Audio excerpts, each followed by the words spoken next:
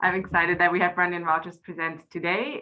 He's an associate scientist at the Woodwell Climate Research Center, and he's done a lot of Arctic work in terrestrial ecosystems, and in particular, he's worked with fires. And he will not be talking about that today, I believe, at all, but you're going to present a new topic, a new project that Woodwell has acquired, and that probably many of us will be hearing much more down the road. But today is more an introduction of what the project is and how it is going to connect with lots of different disciplines. And so Brendan will present, and then we have time later for questions and discussions.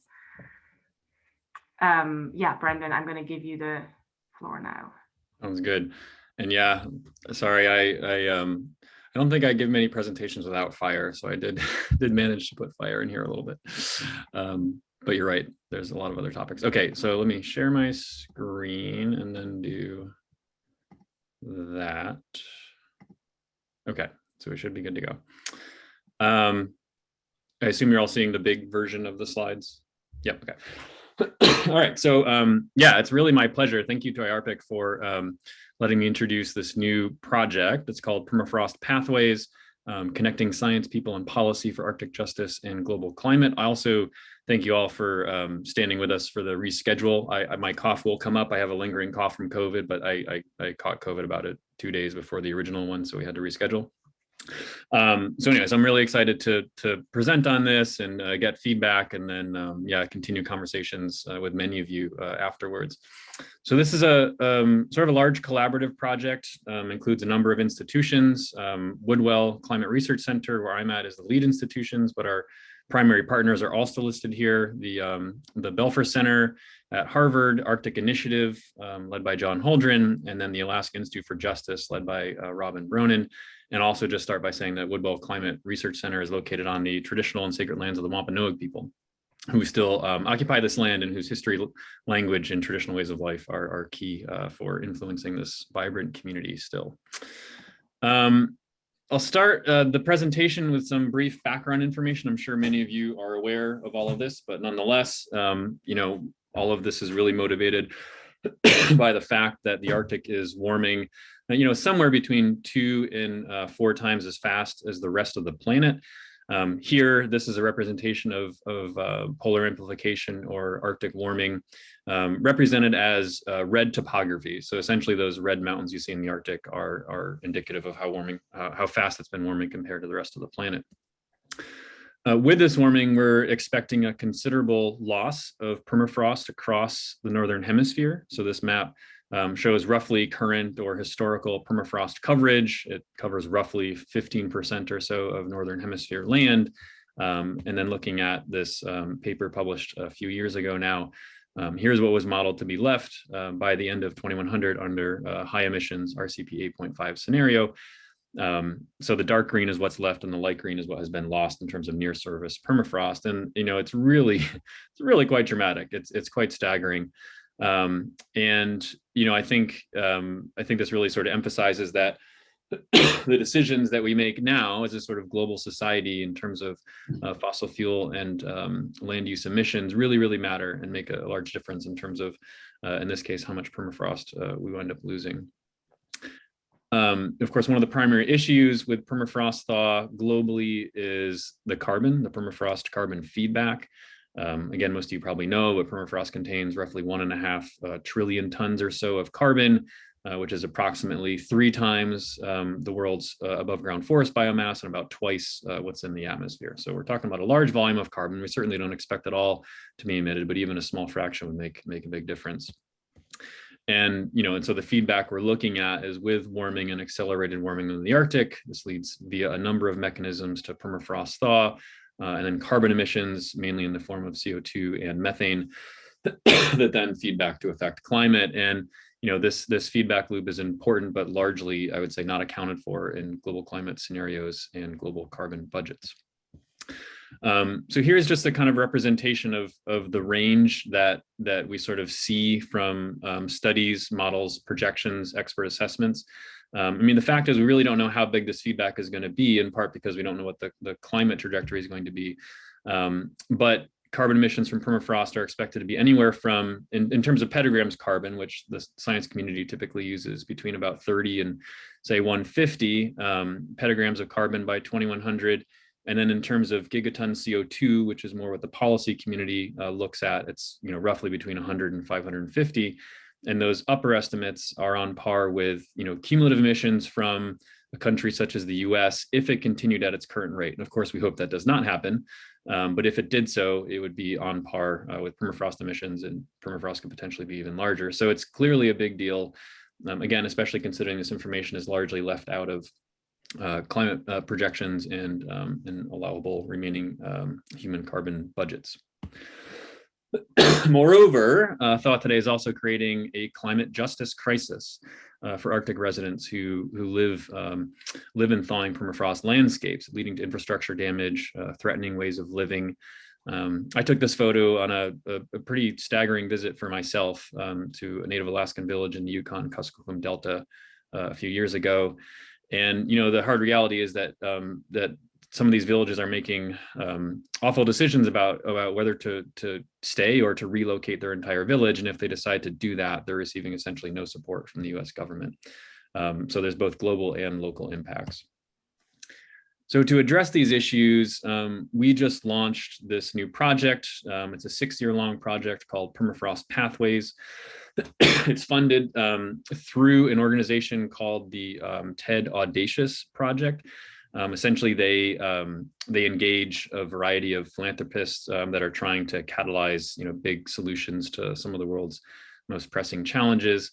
And essentially, our plan is to bring together experts in climate science, policy action, environmental justice, including Indigenous knowledge holders, to inform, develop adaptation and mitigation strategies about permafrost thaw. So we officially launched this just about 2 months ago at the TED conference in April. So Sue Natali, who's the overall project lead, I'm the deputy lead, gave a TED talk that's been available online for some time now, so you can check that out. And yeah, it was a long time in development, but officially launched 2 months ago. And so now we're doing the best we can to sort of spread the word and build collaborative relationships with a number of different people and organizations. Fundamentally, our project flowchart looks like this. So there are 4 main key components that really they all interact. And our science focuses on sort of building a carbon monitoring network across the Arctic, as well as developing more accurate permafrost models. And then these both feed into our policy goals of adaptation and developing an Indigenous-led adaptation framework here focused on Alaska, as well as climate mitigation at both national and international levels. And I would say the arrows are a little bit misleading in the sense that we're not waiting on the science to start the policy work. We've been doing everything since day one, and actually before day one. So it's not entirely linear like that. So now I'll go through a kind of a high-level summary of what we're doing for those different components. I'll start with our scientific approach to build a monitoring and modeling system in order to track carbon emissions from permafrost and then forecast those into the future. And then I'll follow that talking about some of the adaptation and mitigation policy work.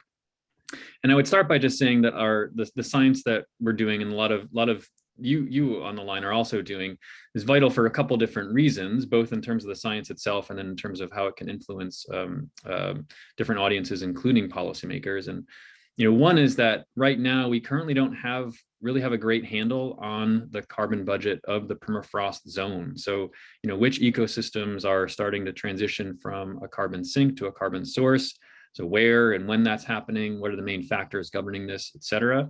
And because we're not really monitoring permafrost carbon in that sense, we're flying a little bit blind. We have really great data in some regions, but on the whole, I would say we need a better monitoring system. And then the lack of global models that include permafrost carbon, and by global models I really mean the ones that are informing the CMIP process, the IPCC process. And then the large uncertainty of the ones that do exist are also, I would say, fundamentally why permafrost is left out of global policy targets and climate projections, which of course is problematic. So we would argue, starting all of this, that gaps permafrost data, but data broadly, in a broad sense, including also modeling or limiting our ability to address the climate crisis. So yeah, we just don't have an integrated strategic approach to track and predict carbon emissions from thawing permafrost. So this is essentially what we're going after in the project. I'll start by talking about the ground flux network. And again, this is not just us. This is work from a lot of people over a lot of years. And in this particular case, we've been working with the flux community for maybe 4 or 5 years now. But on the data, or on the ground, the kind of data that we need are these eddy covariance fluxes to be monitoring these different ecosystems and their emissions or uptake of greenhouse gases. And ideally, we sort of want these data all year long, and yeah, including both CO2 and methane, because then we can combine these data with other environmental data to more effectively monitor greenhouse gas exchange, carbon budgets, and upscaling, to use it for upscaling and modeling. Oh, thanks. Sorry. But we also have big gaps. So you can see that on the maps.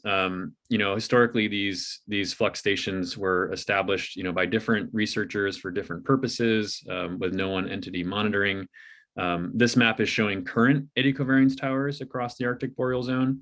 And for the project, we are and plan to build this out in several ways. So one, we're sort of coordinating and synthesizing all the data that do exist, including from these towers, as well as ones that sort of only provide partial measurements or have gone offline.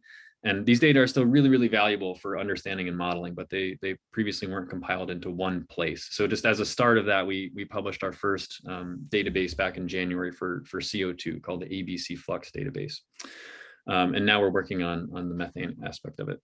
And then secondly, we're identifying existing sites that are that need augmentation, for example, to run year round or include methane, or would otherwise sort of cease to exist for lack of funding and support. And we're providing some of that support.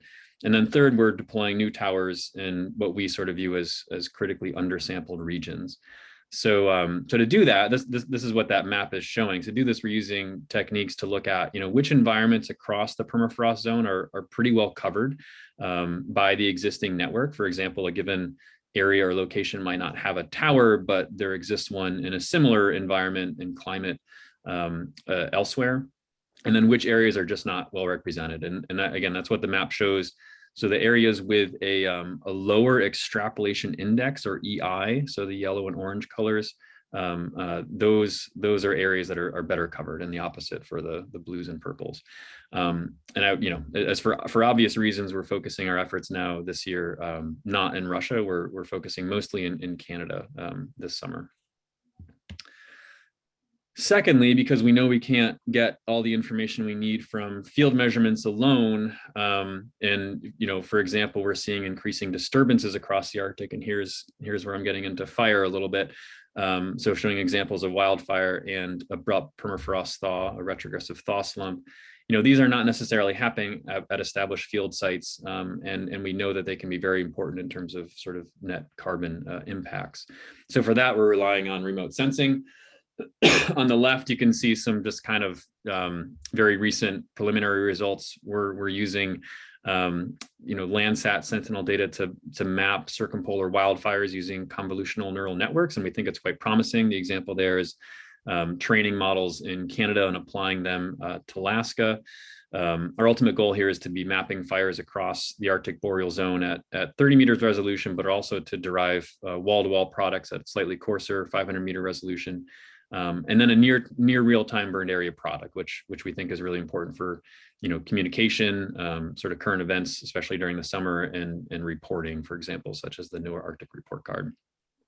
And then on the right are some preliminary results using similar techniques to map these retrogressive thaw slumps. This is in Siberia.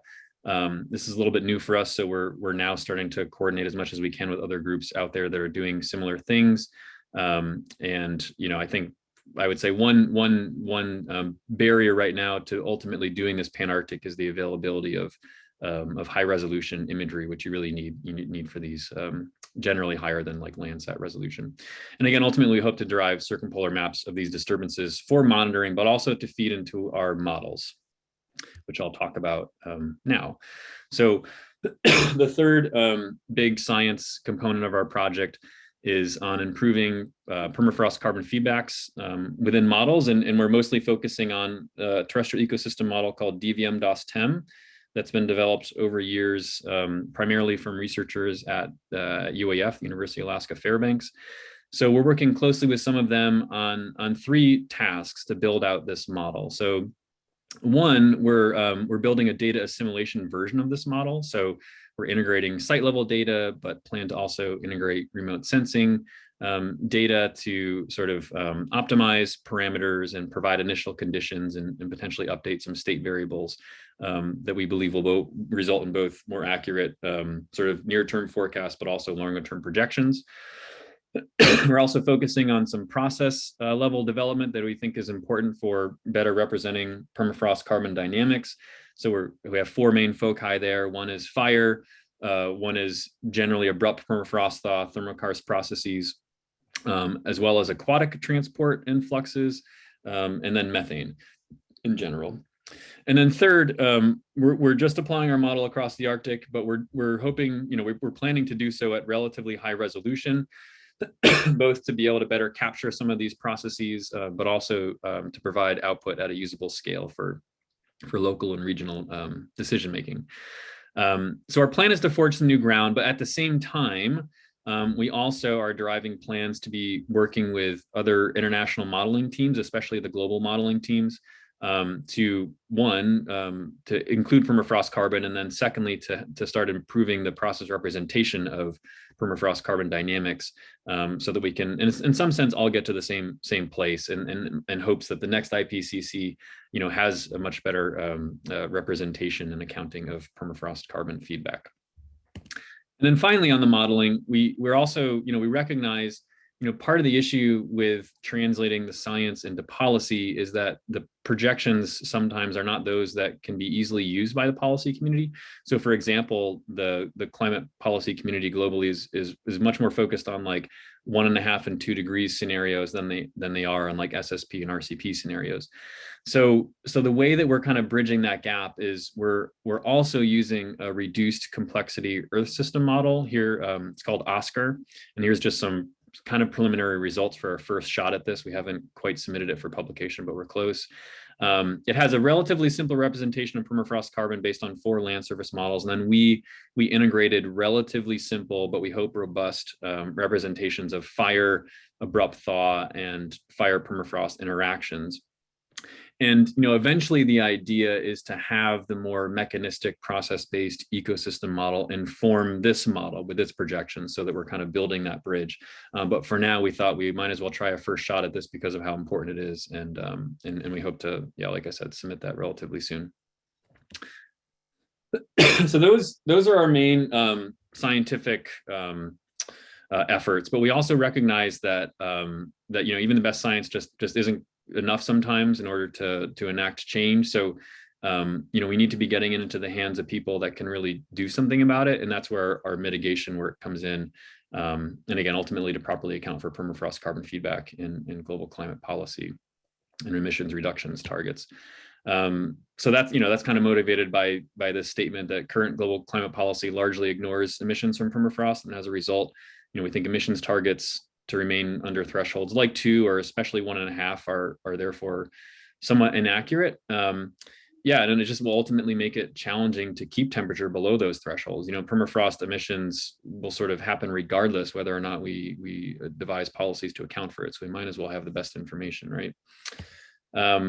In some simple but sobering statistics that we have on the website developed for this project. So, the majority, I think it's something like 9 out of 11 of the IPCC models, so the global climate models that were used in AR6 do not include carbon emissions from permafrost thaw. I already mentioned that these emissions could be up to over 550 gigatons CO2 by 2100, and certainly if we don't have aggressive climate policy, more after that. And some of the simulations I showed with the OSCAR model, but also some previous studies, show that we could be looking at significant portions of our global carbon budget. What we think we have left could be taken up by permafrost emissions. And I guess I would also just mention on those IPCC models, the ones that do have permafrost carbon certainly don't have fire permafrost interactions don't have abrupt permafrost thaw, so there's reason to believe they're underestimates. So in terms of what we're doing, we're starting by working with our partners, both at Harvard, the Arctic Initiative, and other institutions, working with and building collaborations with policymakers we've been doing for years now. And like I mentioned, one of the key issues is to make sure that the science outputs are in the form that policymakers are looking for and can use. So, running these models both under policy relevant scenarios, but also policy relevant timeframes, right? Because a lot of the issues being discussed now are sort of 2030, 2050, even though we all know 2100 beyond is very, very important.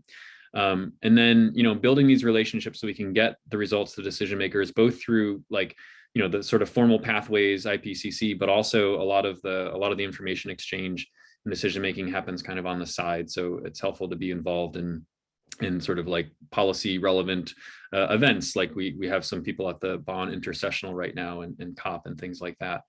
To ensure that permafrost thaw and the resulting hazards are also accounted for in policy and governance. And that leads me to the adaptation component. So, permafrost thaw has been happening for a while. I'm sure a lot of you know that. It's happening now. And even with the most ambitious climate action now, some permafrost is going to continue to thaw. And people have been and are being impacted by that and making really difficult decisions about how to live, how to protect themselves against climate hazards, including permafrost thaw. And I would say largely without help from the government. So, permafrost thaw is putting Arctic communities at risk, and we need, not only do we need solutions, we need just solutions. That sort of center the experience of these Arctic residents and work alongside these local communities and indigenous leaders as they're key to developing all these strategies. We don't want to repeat the same mistakes that have happened in the past. And I also say that these indigenous Arctic communities are really bearing a disproportionate brunt of the consequences of a rapidly changing Arctic, just because of how quickly things are changing up there. This is the picture from Kwigillingok, Alaska. So the impacts can be kind of stunning, and there's essentially a complete lack of support from the government in the U.S., which is one of the world's wealthiest countries and also one of the biggest contributors to climate change already. So some more statistics, this is just what's officially been identified, but 73 communities in Alaska facing imminent threats from permafrost thaw, flooding, and or erosion, usually all of those combined for some of the coastal communities. Estimated $5.5 billion worth of infrastructure damage from permafrost thaw this century. I think there might be reasons to think that it might even be more than that. And then, essentially no nations, Arctic or otherwise, have climate relocation governance frameworks now. And this is something that, what we're seeing right now, no pun intended, is really just the tip of the iceberg. It's going to keep happening across the Arctic and all over the world. So we essentially have no plan for this climate hazard. So what we're doing through this project is we're focusing on Alaska for this. And this is work largely with and through the Alaska Institute for Justice. We're partnering with 10 of these threatened tribes. And so there is a science component here, or at least a technical component, where we're co-designing and implementing an environmental monitoring toolkit for adaptation planning. And so this includes some ground monitoring, and some of that we set up a few years ago, and we'll be doing more of that this summer with more communities. Some of it includes remote sensing, sort of going back and looking at aerial imagery and other remote sensing tools to document what kind of changes have been happening. And then some of it is modeling, so using a sort of a smaller scale and finer resolution model to sort of trying to forecast what sort of landscape changes we might see over the next, say, 10 years or so. And then working with them, contributing to an indigenous-led relocation governance framework to facilitate adaptation action. And, I said it before, but just to stress it again, it's really important that these be co-created, to respect and protect the health, well-being, and human rights of Arctic residents. And like I said, too, we're working with these 10 tribes, but I think the process we're developing hopefully will be scalable, as we want to set a model that can be used elsewhere across the Arctic and the globe, really. Because ultimately the climate crisis is largely a human rights crisis. It's already one that's underway, and we have a diminishing window, but we certainly have a window of influence, and we can greatly reduce future harm and just create a better and more equitable path forward.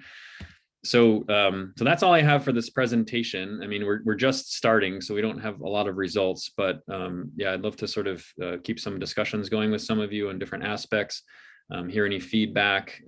If you want to learn more, we do have a web page that's shown there. It's kind of just the first version that we put together a little bit hurriedly this year. I mean, I think it's good, but we'll certainly be building out in other years. We have Twitter and Instagram at Woodwell Arctic. And yeah, so just thanks for your attention and happy to field any questions. Thank you, Brendan. That was really useful and interesting. Please, participants, if you have any questions, you can either raise your hand or you can also type something into the chat box. Bradley, do you want to go ahead with your question? Oh, I was just clapping. Oh, sorry, No I did not see that. No, no worries. That's right. Well, then, Very Christina. informational. I would encourage everyone to actually check out that TED Talk. Sue does a really great job. I agree. Christina Bontel, you have a question. Hi. So I'm one of the federal co-leads on the Coastal Resilience Collaboration team. And so I was hoping to hear a little bit more about the collaboration that you all are doing with the communities and how those partnerships formed and how those specific communities were chosen or how you got to those specific communities, et cetera. Yeah, no, that's a great question. I have to preface that with, because this project is so large, we have different people and different components, and I am not as much in the sort of adaptation community component as others on the project, including Sue and Robin Bronin, our main partner. But I mean, much of this work is happening through Robin, and Sue and Robin have been working together for a while. Robin Bronin's a lawyer by training, but she's been working with tribes for, I don't exactly know, but well over a decade. So a lot of these are kind of longer standing relationships that have been built over the years. And now we're just sort of continuing those. We've been working with them in terms of some level of monitoring for a little while, essentially trying to provide sort of Western scientific information that can be helpful to develop some of these plans, but also reporting purposes and getting funding from different sources. So the process for this project was actually really challenging in the sense that, this audacious project thing is not your typical sort of proposal mechanism. And what I mean by that is that we had to largely develop it without talking with the tribes and sometimes even talking with some of the other institutions. In the case of the tribes, because we didn't know how much funding we were going to get. So we knew we were a finalist back last January, but we didn't know how much funding we get until last September. And so of course there's a huge risk. You don't want to overcommit if you're not entirely sure what you're going to get in terms of funding. So we've been building out that aspect of it largely this spring. And yeah, some of these tribes, certainly Sue and Robin have been working with for years, and other ones they're sort of identifying now. But I don't have, I'd have to sort of refer you to Robin Bronin to tell you a bit more about the process for selecting which tribes to work with. But I would say, I mean, I think a large focus is the ones that are really sort of have been dealing with with the problem of Ustek, the sort of combined permafrost thaw, erosion, flooding. It's really affecting their villages, and they're having to make hard decisions about whether to stay in place or to relocate. Thank you.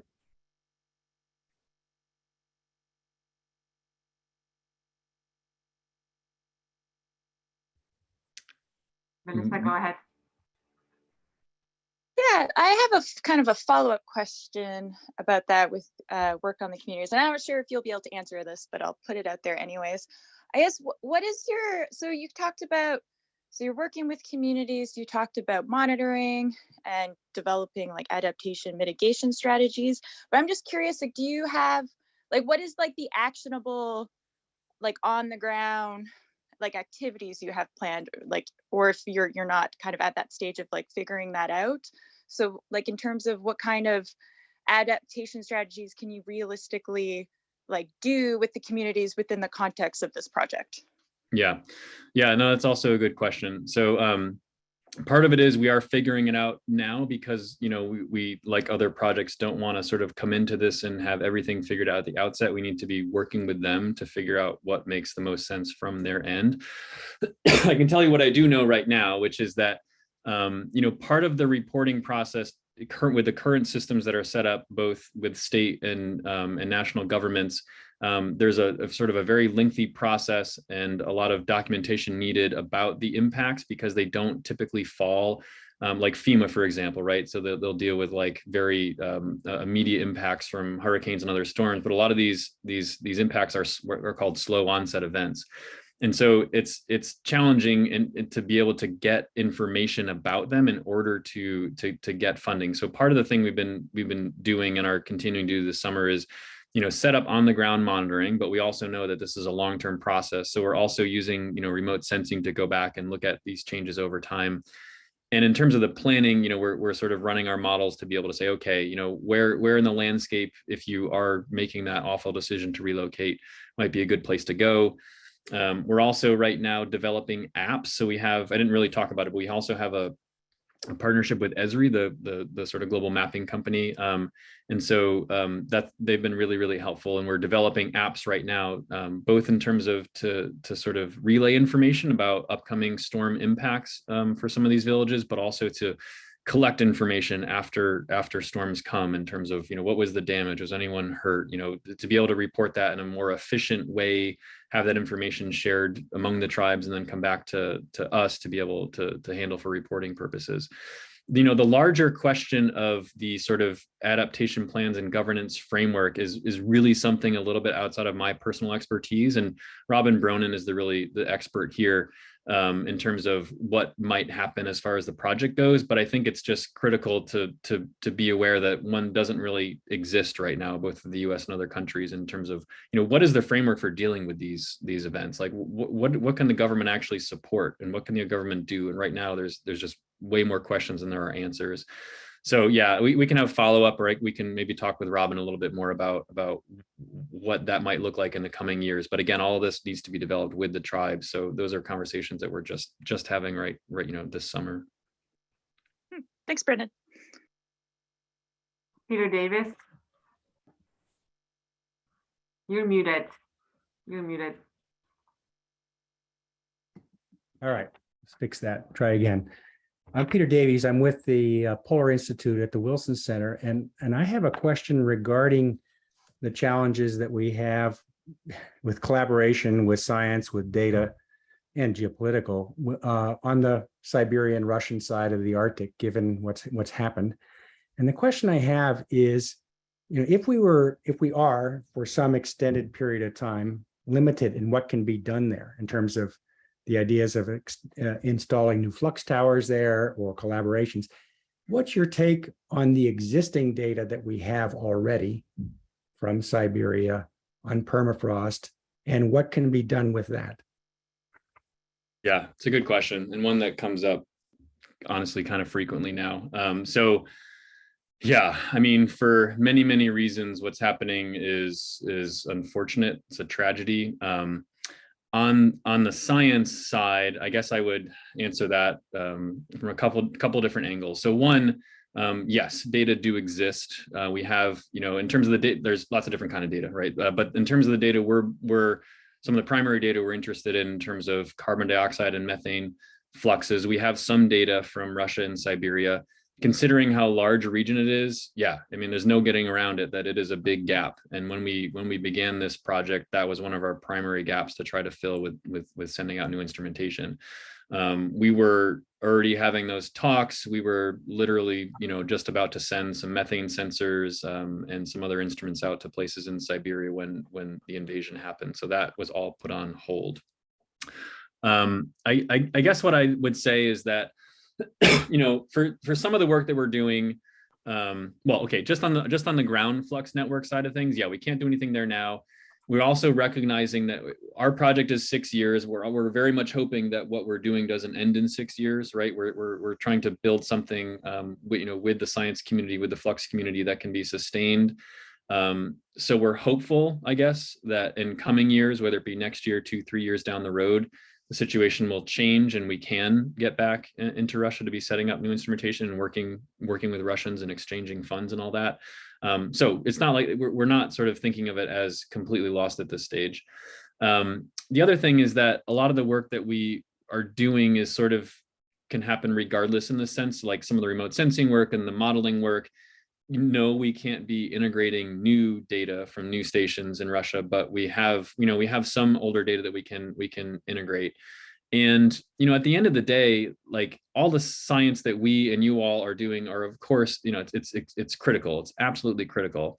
At the same time, I feel like we have enough information to know how big a risk permafrost thaw is in terms of the permafrost carbon feedback, and of course, what's happening on the ground in terms of impacts to residents. Like we have enough information to act, right? So we know we need to do these things in parallel. We need better monitoring, et cetera, but we also know that we need to act. And so, we're also just trying to push on our policy goals regardless, sort of starting on day one. So I think at the end of the day, what it's going to mean for some of the science that we're working on is that our uncertainty for Russia is just higher than we would otherwise hope it would be. But still, if you sort of consider the ultimate impacts in terms of, or the sort of like a risk framework, we know that the risk can still be high. And so just hoping that additional uncertainty isn't too great to, motivate continued stalling of climate policy. So yeah, I mean, those are just kind of my personal opinions. Hopeful that we can get back in there. Yes, there are some data that exist. We can do other work regardless. And there's no getting around the fact that for many reasons, including scientific, it's a bit of a tragedy. Okay, thank you. Liz Hoy, do you want to ask me a question? Yeah, this is maybe more of a comment too. I just wanted to say I really like that you're making these different apps and like making it accessible to people that are in communities and policymakers, because I think that's something that can be really difficult to do, and something that we kind of are working on and above is how do we make the data that we're making, how do we make it really accessible for not just other scientists, but people in communities or land managers and decision makers. So I really like what you're doing with that, Brendan. It sounds really interesting. I want to see those apps when they come out. Thanks, Liz. Yeah, and I think Peter Griffith I saw maybe on the line too. I think Above is doing amazing work. Obviously, we have been involved with Above for a long time. I'm kind of sad to see Above. Well, it's entering phase 3, which is exciting, but also sad to see that it is the last planned phase. But I do think that there's a lot that we can do together. And I think one of my primary goals over this first year of the project is to try to really map some of that out. Whether it be the interactions with communities, whether it be some of the remote sensing and modeling work that we're doing, but there's a lot of overlap, and I think we should continue to work together as much as we can.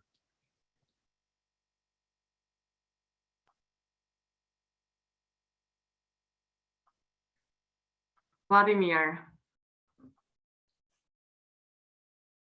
you are muted. Yes. Okay, great. Yeah, I have some sort of project going above me, so it will be some noise behind. Yeah, thank you for the presentation. It was great. I have actually not question, but just short comment. Towards the modeling of permafrost degradation. So you mentioned this abrupt permafrost thaw. It's very trendy now, for sure. However, it's still very limited in space. So the area with this abrupt thaw encounter, it's very small compared to total area of permafrost. So, but my comment is, please don't ignore the thawing of permafrost and developing of thalicks because of warming climate in like widespread thalic development. And we just published a paper in Nature Geoscience showing that this process is, cannot be ignored, because the people, especially biologists, they still don't distinguish between increase in active layer and thallic formation. So it's very, very important from the very beginning to be aware that it's not just increase in active layer, but it's really a thawing of permafrost widespreadly and big areas, And the rate of thawing could be something on the order of 10, 15 centimeters per year. And in the later stages of development, it could be 20, 25 centimeters per year. So it's huge volume of permafrost which will be thawing. And to make this model predictions more or less reasonable, you have to go to high resolution modeling. I mean, really high. Not 1 kilometer is not good enough.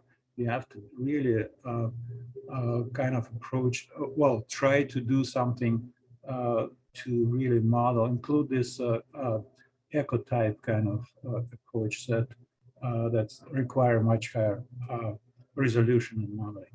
So that's my comment and kind of suggestion to not to forget about it, because, and also mechanism of carbon remobilization in this case will be a little bit different. It's not, of course, immediate release to the atmosphere like in this thaw slumps or somewhere. It could be probably aquatic, more like supply of new carbon from thawing permafrost to the aquatic system. So it's also probably not really well developed, this mechanism of release of carbon. Yeah, that is my suggestion, that not to forget about this thing. Thank you. Yeah, thank you, Vladimir. That's I completely agree. And I was just about to ask for the link for your recent paper. And so thank you, Miriam, for putting it in there. Yeah, I think it's really important. I do think TALEX, maybe in the modeling community, like other processes, don't get the attention they deserve. We have been talking about that a little bit in the sense that we know that the model we're working with, the DVM DustHem, in theory can represent TALEX, but we haven't really looked at that and sort of validated against field data. So it's something we're planning on doing. And you also mentioned the 1 kilometer. We also realize, yeah, I mean, we can look at maps of like Alaska, like I showed, and say that 1 kilometer is much better than your sort of 50 to 100 kilometer that the global climate models are using. And that's very true. Still, yeah, it's not at the resolution that these kind of processes are happening at. So one of the ways we're talking about bridging that, and I'm hopeful that this will solve some issues, but we haven't really, we haven't dove in yet. But we're talking about, we're also talking a lot with this other group from Europe. I don't know if have you had the Q Arctic team present through IARPIC yet? I don't think we have, no. Okay, yeah, they might be really good. I mean, in some sense, they have some similar overlap with our project, and then their Q Arctic European project is 6 years and has remote sensing and some flux components and has modeling. And anyway, so we've been talking with them quite a bit about this, but yeah, so one idea we have is to be running different instances of the model on a much finer, use a finer grid with a separate but coupled model called the Alaska disturbance model, which used to be until recently the Alaska thermokarst model that Helen Janae has worked with. And so it's a bit more of an empirical model, but it represents landscape changes and disturbances. And so we're thinking of that being one way to sort of bridge some of the scales and some of these, at least the disturbance processes, from the sort of more or less native resolution they're happening at to 1 kilometer. It's a little unclear to me how TALEX would fit in there quite yet, but it's something we're definitely talking about and thinking about, as well as the Q Arctic team, which is why I brought them up, because they also have a big focus on scaling. But yeah, so there are definitely some big challenges, and I appreciate your comment, and something. Yeah, and you can talk about it with us as well. Yeah. Oh, we should. We definitely should. Yeah, absolutely. Yeah, I'll follow up after this, Vladimir. Let's have a follow-on chat. I have a brief question, Brendan. How much are you going to include winter flux measurements? Can you expand this a little bit as well with the new project, or what's the thought there? Yeah, I mean, that's definitely something that Sue Natali has been thinking about a lot for a while. I mean, it's definitely one of our goals, right? So in the sites that we're setting up, and I'm a little bit removed from that in the sense that we brought people on this spring and early summer, and they're taking over. But we're doing the best that we can. We're experimenting with things like methane fuel cells to be getting measurements like over more of the shoulder seasons and longer periods throughout the winter, and supplying some sites with additional power to do that. because we know how important it is, and we know that the relative the volume of observations over the winter is considerably lower than over the growing season. So yeah, I mean, so we're hoping to integrate it as best we can, right? We probably can't get winter measurements everywhere. We know we can't get that, but we're hoping to augment some sites that currently exist, and new ones we're setting up. We're hoping to go throughout the growing season as long as we can. I mean, in some cases, of course, the measurement frequency goes down quite a bit, but as long as you can get some over the winter and do some, reliable interpolation, you can get some decent estimates. Yeah, I was just thinking about that in regard to the thallics. That may have definitely an impact on winter carbon flux emissions as well. Mm-hmm. Yeah. Well, thank you. Are there any other questions in the audience? We have like a few more minutes.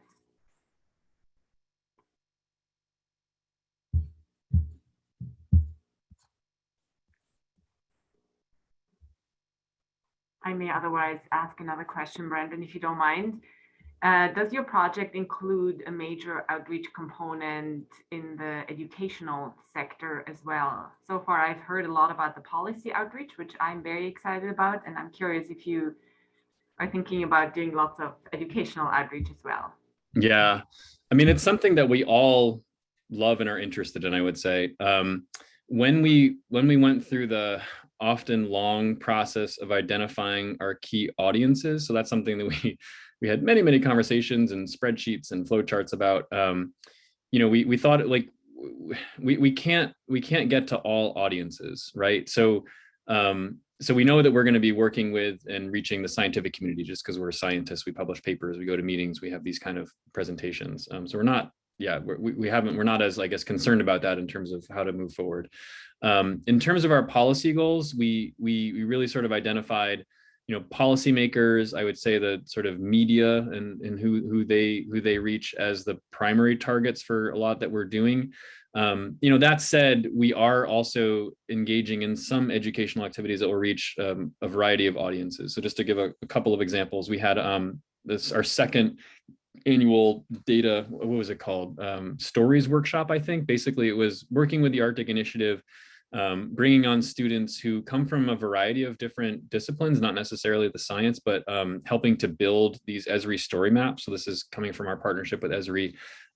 So story maps are a nice way to sort of communicate narratives about science and impacts and et cetera. So it was like a 2-month workshop where the students develop these story maps. Many of them we either have hosted on a previous website or we're planning to host on ours. And then of course they go off and do their own thing.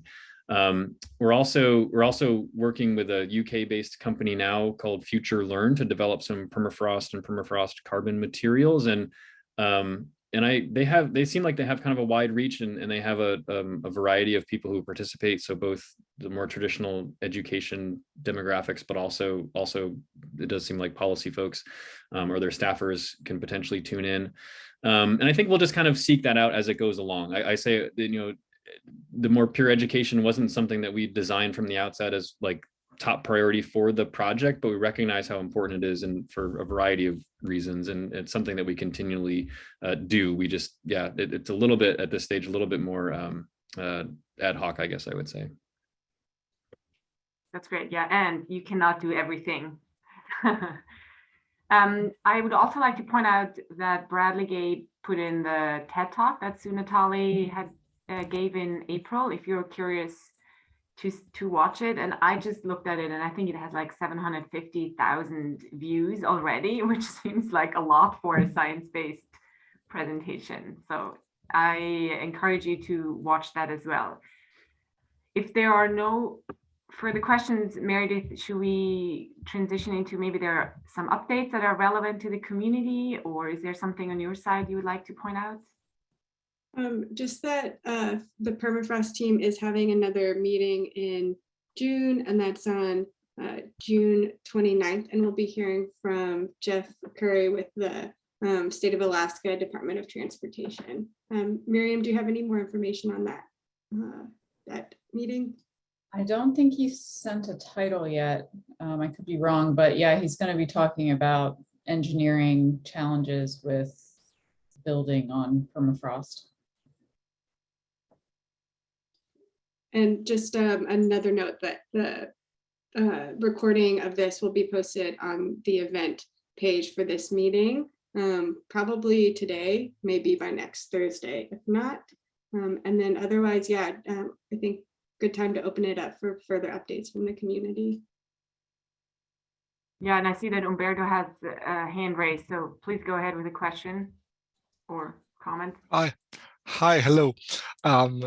This is Umberto from Rome, from INGV. I'm entirely new to permafrost, but I hail from Seismic Hazard, so it might look quite farther afield from what you deal with. But my fascination, let's say, with permafrost is being very recent, hails from my transition into the multi-hazard and multi-risk very big arena. So this is the first time that I have the occasion to join one of the meetings. So I just wanted to say hi and thank you very much for the opportunity. There's one thing that among the million that comes to my mind out of the many stimuluses that arise from listening to the presentation by Brendan first, and by reading from something from the Woodwell Climate .org website. The one thing in particular is the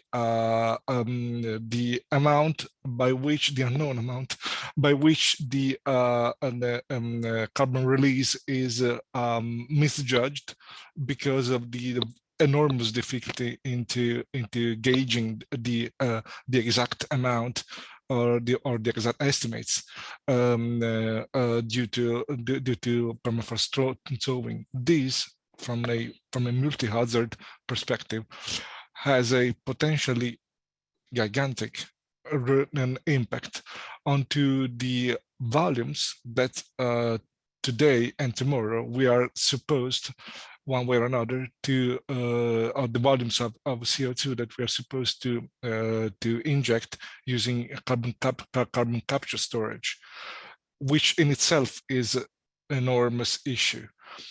But if the amounts that we're talking about are misjudged by, I don't know, one order of magnitude, I can't tell, I have no idea, of course, I'm here to learn. Well, this is quite a substantial element, because as long as carbon capture has to take place, this means reviving depleted oil fields, or finding new reservoirs that might be apted.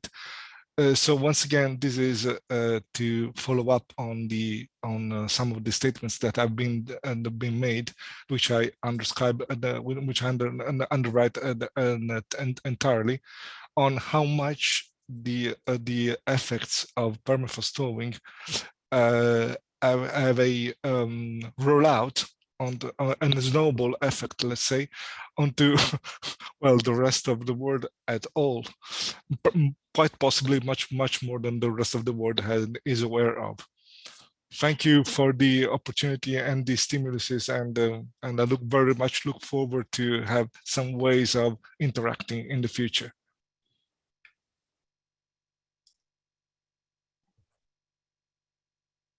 I was gonna say thank you, Umberto. Yeah, I mean, we recognize how important it is, and we hope to keep talking to folks from different communities so we can bridge some of these gaps that have been there for a while. Yeah, great. Thank you very much. Thank you all for all the questions you had. I thought it was a very interesting discussion, and we are at the end of the hour, so I am going to close this meeting. Thank you all for participating, and Brendan, again, thank you for presenting. I appreciate it. Thanks, Have a everyone. good rest of your day. Bye.